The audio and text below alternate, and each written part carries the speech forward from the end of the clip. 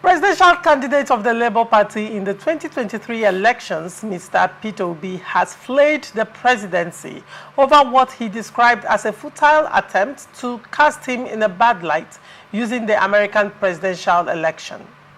Obi, who spoke through his media office in a statement titled "Why Desperate Obi Traducers Are Kissing the Dust," signed by his spokesman Ibrahim Omar in Abuja on Sunday, said desperate propagandists, along with their presidential enablers, were indulging in the distortion of facts, all in a bid to destroy his impeccable image. The statement partly reads, "For these traducers, it would be a huge omission for a day to pass without finding something to negatively link Obi within the media space. If he and his family members are not being arrested imaginarily, he is being wickedly accused of sponsoring violence or twisting his public appearances in a manner to suit their dubious motives."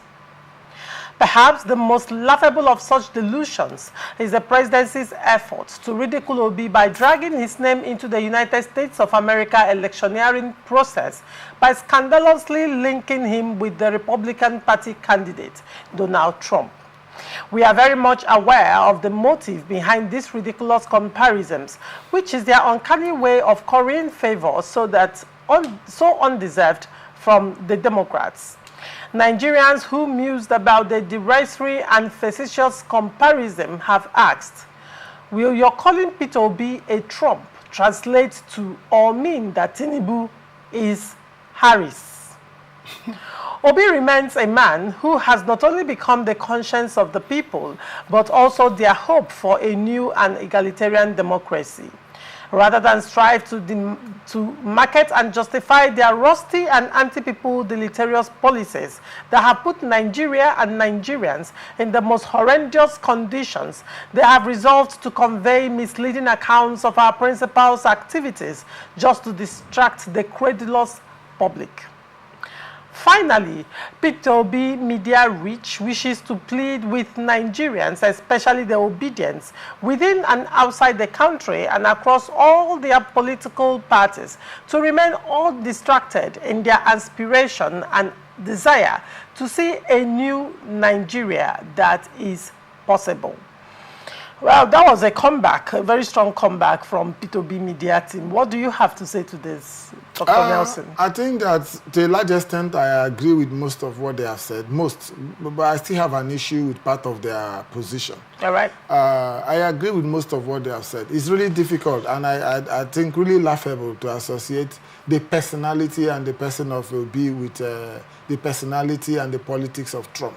All right. And I was even thinking that Trump is more of our president's friend. Because I remember that after the incident of the shooting, the assassination attempt on his life, one of the presidents that he said called him was our own president. Yes, changes nothing. It's politics. No, I understand. I mean, doesn't make them he appreciated that. He saw him as a friend, somebody who looked out for him, and was even making his normal, usual bogus statement that he's going to have a waiver for Nigerians coming to America after where he wins. Even Harris. But also Kamala Harris also called. Yes, of course. So that's politics. I know. But I was just speaking about our own side. Yeah. But besides the jokes, really, in the politics of Trump, I don't think he has any real closeness to the person of Peter Obi. Okay. But where I feel that both parties are playing the wrong kind of politics is that even though the momentum, as we speak now, favors Harris, but the elections, the polls and the anticipated result is still too close to call. No part between Trump and Harris in the election, in the presidential election, they can beat their chest and say it's a home run. We have done it. So, for you, a sitting president or the media aides to the president, to begin to speak in a manner that tend to cast Trump as a loser. Yes.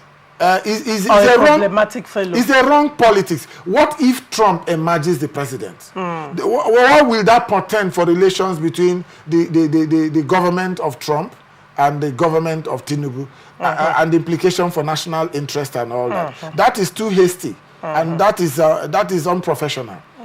Then even on the Obi side, in responding to the other people, they have also made the same mistake. Yes, making it look like Trump was not. Trump is practically he's not a worthy comparison. Yes. So it needed the language needed to be having more professional. Yes, you can refuse that comparison, but you do it in a manner that does not disparage a very strong candidate in the U.S. presidential election. A former U.S. president. Former is even, but a very strong candidate as we speak, because nobody can tell completely what the outcome might be. You might find yourself being in power, who knows, when he's also in power. And those things can really have very strong impact on the nature of relations, relations between countries.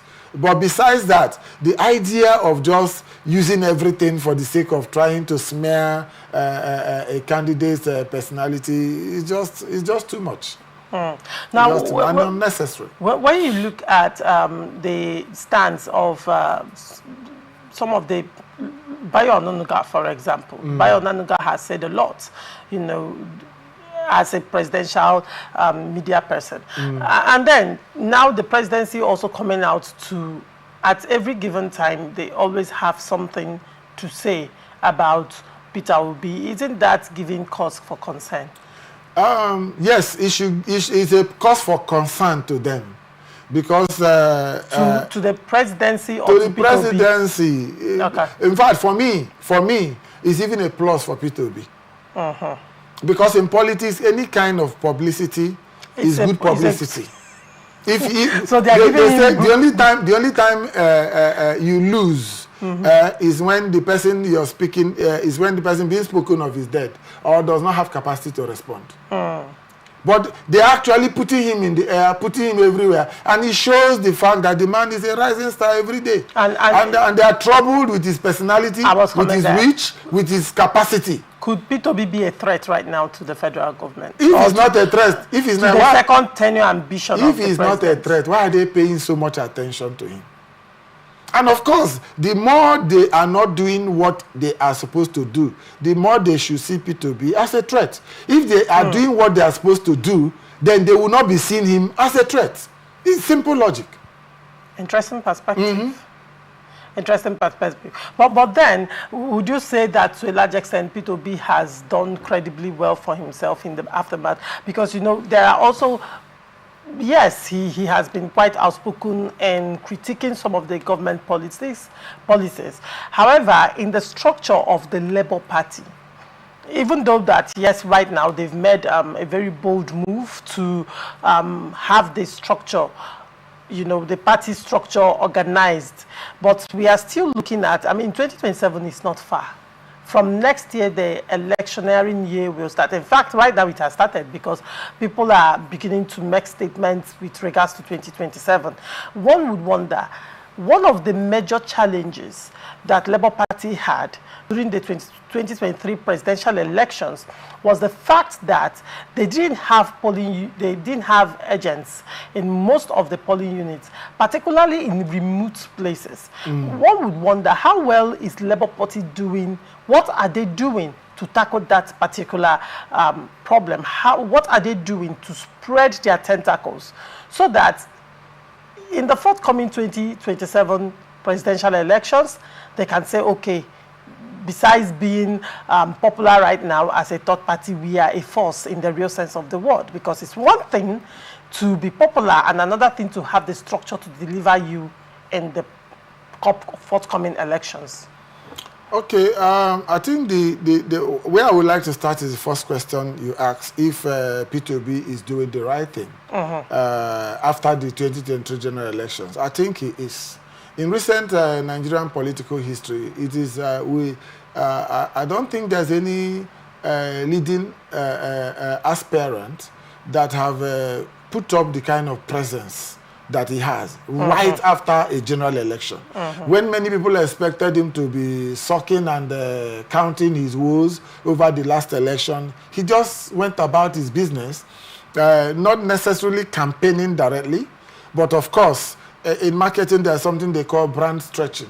And that's what he's doing right now. And that's what he's doing right now, and doing it beautifully, remaining in the public eye, using every opportunity to still canvass the same issues he was canvassing, and not sparing the government when he has to criticize their policies and all that. So he has remained consistent in championing those issues that he would have fought for as a candidate or as a president.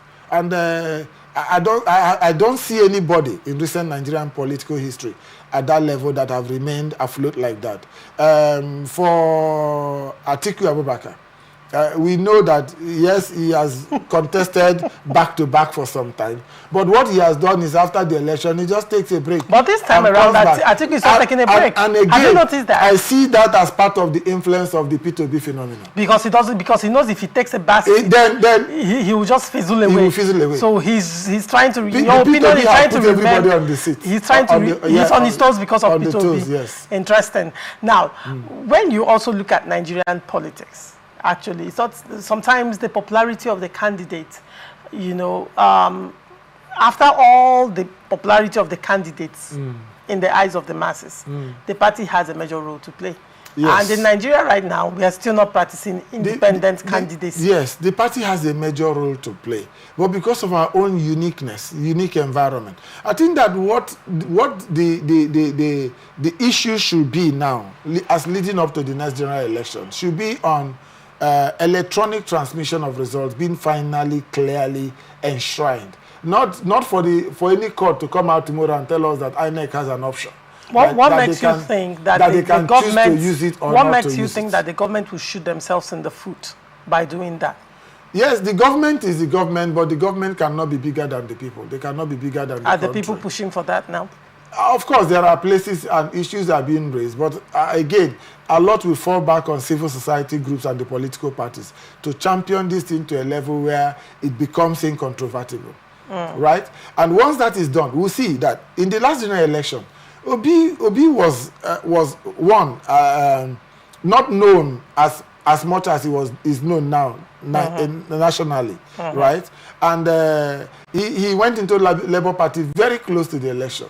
So it was the movement that propelled him, so to say. And even the movement was at his very infant stages at that time, compared to how it has matured over the time. So the same movement that stood for him and produced the phenomenon of the obedient. The obedient movement might still stand in the gap over where the party is not able to fit in very well. But it will be much more interesting, easier and better if the party is able to rise up to the occasion. So you're feeling that with the move of Labour Party currently, with the caretaker committee who have been given a window of 90 days to, you know, put the party structure in place and even try arbitration and reconciliation. Probably this move is a move in the right direction. Not forgetting that P2B recently named a chairman for the obedient movement. So that is also getting that particular movement structured, building up to 20. Building up on its own. So the Labour Party is well aware that, yes, if you don't manage yourself well, you might lose this bride. They should be aware of that. They should be aware of that. And then, to a large extent, after all is said and done, it still boils down to the intrigues and power plays between political parties. Like you saw what played out in 2023 presidential election. Yes. It was a function of Oyemilokun. So now, how do you see all that playing out in 2027? You think from the moves Obi is making, he's coming prepared, he's preparing himself? Yes, I want to believe he's preparing himself. And again, I also believe that given the experience of Nigerians, after the Oyemilokun ended up with the 2029 May inauguration last year, that the Oyemilokun phenomenon might not play so well again. Why do you say that? Because of the state of the nation right now. The experience, putting the APC out of favor with the masses. Yes, not just the APC. I want to believe that the experience, what Nigerians have passed through in the last 1 year, have prepared them better, and we make them a lot more hesitant to accept that idea that anybody will wake up tomorrow and say it's their turn. This is Nigeria. Yes, it's Nigeria. Nigerians have, and incredibly elastic limit that seems not to come to an end. That might not be very correct. Dr. Nelson, you would agree with me that the government so far has been progressively worse. When it was Goodluck Jonathan, Nigerians were praying for Buhari. Now it was the turn of Buhari. Everybody was like, Buhari needs to go. We need someone else. Now it is. What makes you? And the same Nigerians seemed not to learn, and they kept making the same mistakes, and they kept using. Well, it is what it is. Look at it. There's an area where that your analysis, I feel that I should interject a bit. All right. When it was the turn of Goodluck Jonathan and Nigerians felt dissatisfied, they were praying for a change. The options open to them brought in Buhari. Buhari was looked at as that face of change at that time. And unfortunately, he disappointed Nigerians to a large extent. And then this one too.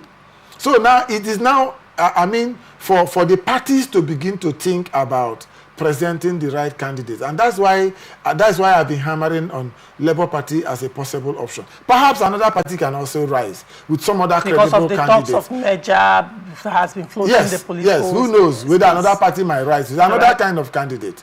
But Nigerians, I believe, look, when I think about Nigerians and their dispositions, I like to think about myself as a Nigerian and my own thoughts and my feelings and my actions. I like to think about my students and the views of the people I have been interacting with. These are also Nigerians. And their dispositions, if this are anything to go by across the country, I don't think we are so rigid that we are incapable of change. No, we can also change our position. The hold of ethnicity, the hold of religion is breaking down gradually. Are we there not yet? As fast as we can see, but we are as not we there want, yet. but it is breaking down. But we are not there yet. In our national politics, it's losing its grip. But we are not there yet. Yes. Do you think we are there yet? When you put it like this, it's like there's one perfect place. Even in American politics, they are not there yet. Everybody is on a journey. Well, everybody is on a journey, but apparently there are levels to self-realization, there are levels to orientation, there are levels to I believe that where we are now is far, far from where we were, even just before the general election last year. Far from that. All right.